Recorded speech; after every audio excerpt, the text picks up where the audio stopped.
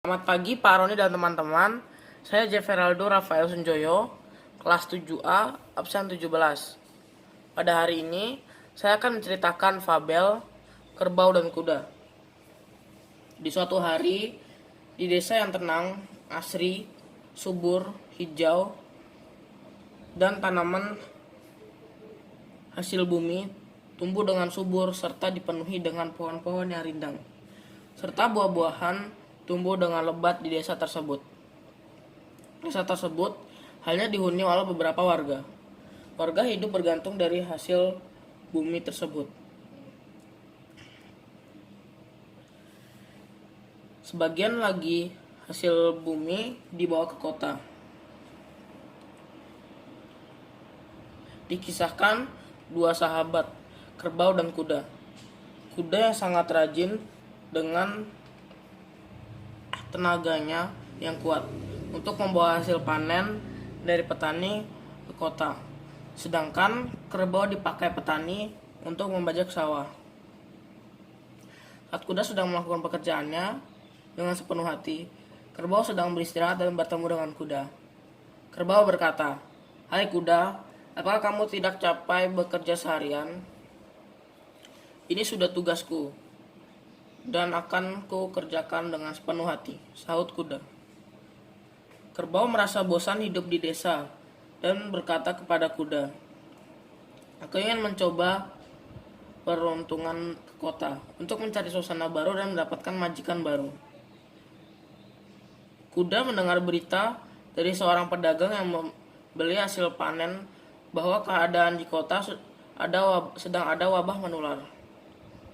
Lalu kuda berkata kepada kerbau, "Kerbau, sebaiknya urungkan niatmu ke kota karena di sana sedang ada wabah menular dan di kota tidak ada kegiatan. Masyarakat dihimbau untuk tidak keluar rumah." Tapi kerbau tidak melakukan perkataan kuda. Saat pagi tiba, kerbau diam-diam berjalan menuju kota. Sampainya di kota, kerbau mendapati kota dalam keadaan sepi. Kerbau kebingungan, karena dia merasa sangat lapar dan tidak ada orang ataupun pedagang yang terlihat di kota tersebut. Akhirnya, kerbau kembali ke desa. Selama dalam perjalanan menuju ke desa, kerbau merasa lelah dan tubuhnya menggigil kedinginan.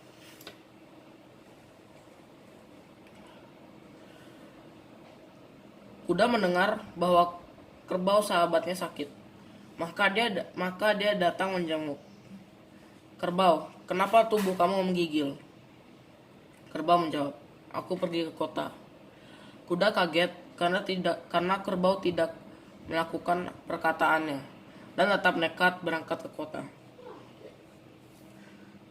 Sejak kepulangan kerbau dari kota, keadaan desa menjadi kacau balau karena tertular wabah yang dibawa kerbau dari kota.